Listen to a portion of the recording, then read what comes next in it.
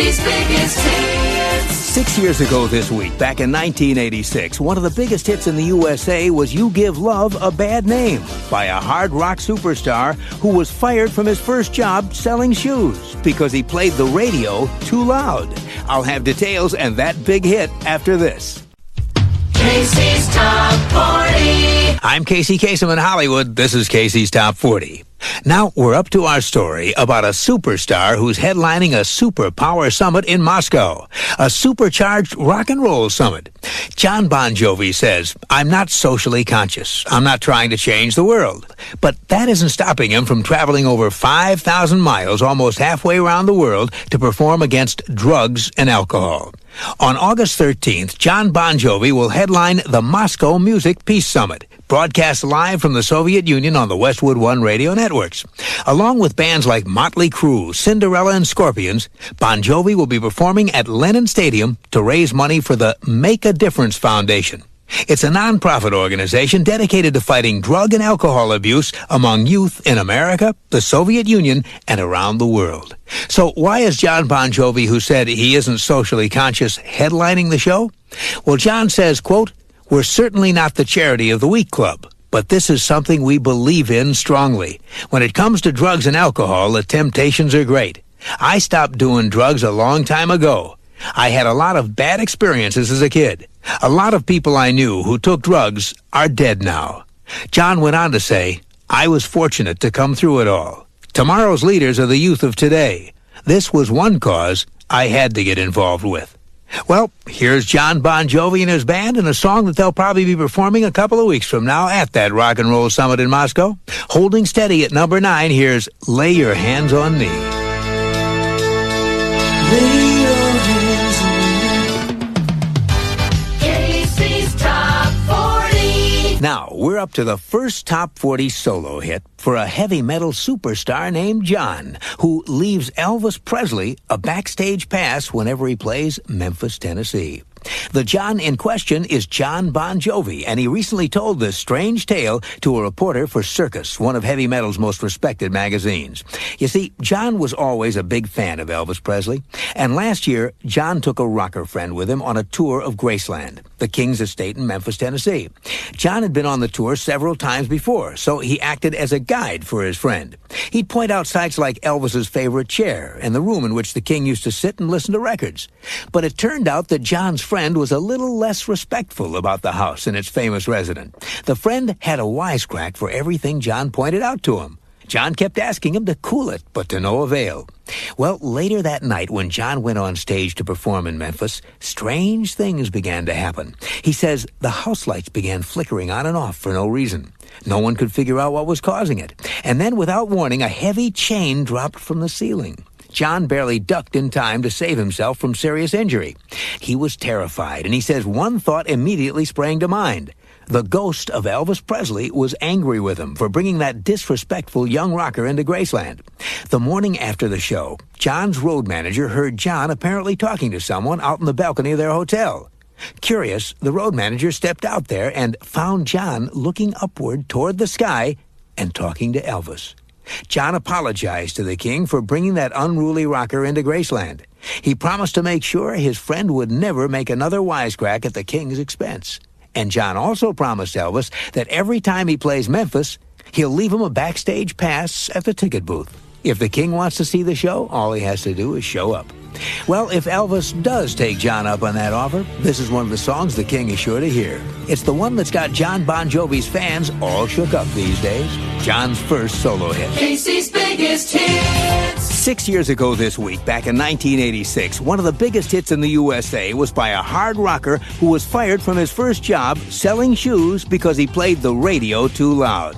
Back in the mid-'70s, this future superstar worked at a shoe store in his hometown of Sayreville, New Jersey.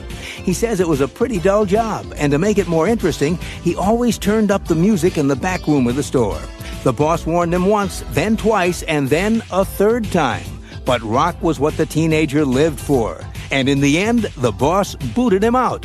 From there, the young man went on to work in a junkyard and then a fast food stand. When those didn't work out either, it became clear to him the only job he could hold down was as a rocker.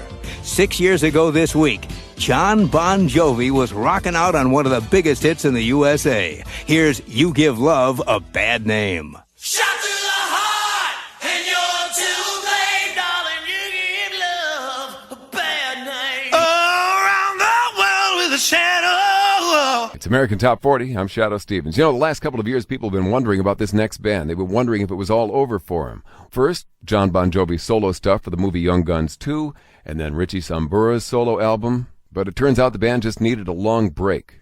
Jon explained it.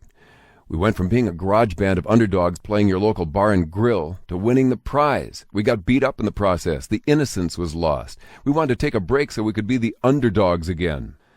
Last time Bon Jovi played together was 2 years ago this month in Mexico. Jon said, it was the last show of a 20-country tour. You wake up and say, oh, we're in Mexico, I think. How big? 55,000? Okay. 8 years ago, if there were 55 people in the room, it was a big deal. You want it to be as special as it was then. It's got to stay that way. That must be why they named their album Keep the Faith. Their first top 10 hit in over 3 years comes from that album. At number 7 on AT40, here's Bon Jovi. Casey's Top 40. Well, now we're up to In These Arms, the third top 40 hit of the 90s for the most successful heavy metal act of the 80s. It was back in 1984 that this band from Sayreville, New Jersey first hit the top 40 with a song called Runaway. It climbed as high as number 34, and it gave little indication that the group performing it was on the verge of becoming a huge sensation. It wasn't until 2 years later, in 1986, that John, Richie, Dave, Alec, and Tico began a run of hits that would eventually give them 8 top 10 hits in a row. You Give Love a Bad Name, Living on a Prayer, Wanted Dead or Alive, Bad Medicine, Born to Be My Baby, I'll Be There for You, Lay Your Hands on Me, and Living in Sin. What's more, their albums Slippery When Wet and New Jersey sold millions of copies and became 2 of the biggest selling albums of the decade.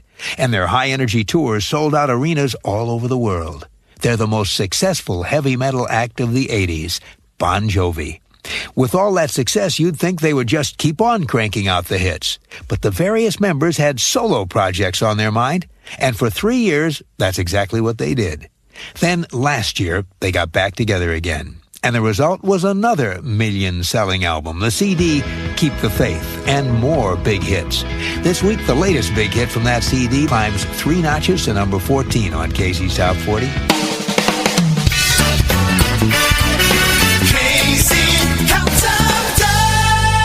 Once a week with AT40, and you know how your favorite hits are doing from coast to coast. Now we're up to It's My Life, the latest hit for an American band who became the last band to perform at the most famous stadium in Great Britain.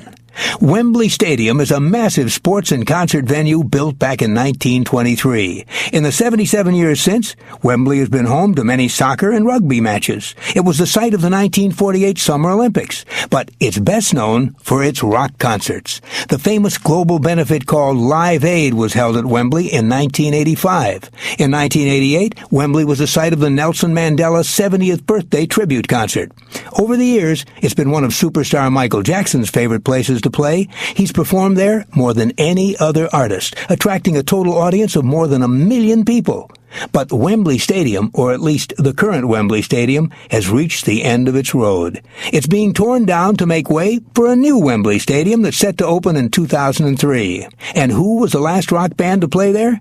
None other than Bon Jovi, who played Wembley for the 5th time in mid-August. This week, Bon Jovi moves up 2 notches to number 15 on American Top 40 with It's My Life.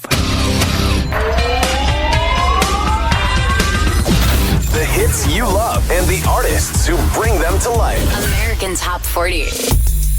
All right, over the 40-year career of Bon Jovi, they've sold over 100 million albums, performed in 50 countries, and been inducted into both the Rock and Roll Hall of Fame and the Songwriters Hall of Fame. And now they're celebrating their legacy with their first anthology titled Bon Jovi Forever. The book is set to arrive this month and will feature thousands of photos from the band's archive and behind-the-scenes stories from Bon Jovi. But they're also looking towards the future and more collaborations like this with Pitbull, Now or Never. It's 22. Mr. Worldwide with the iconic Bon Jovi. It's my life. You're on air with Ryan Seacrest on American Top 40.